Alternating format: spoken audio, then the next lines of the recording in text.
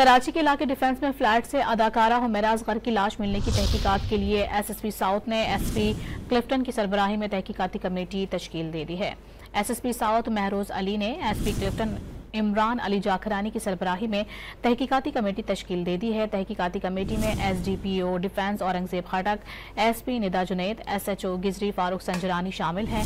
Team में sub inspector Mohammad Amjad और IT branch से पुलिस कांस्टेबल मोहम्मद अदील भी शामिल हैं। टीम तहकीकात करेगी कि हुमैरा की मौत तबई मौत है, हादसा, खुदकुशी या कत्ल है। टीम रोजाना की बुनियाद पर हुक्काम को तफ्तीश से आगाह करेगी।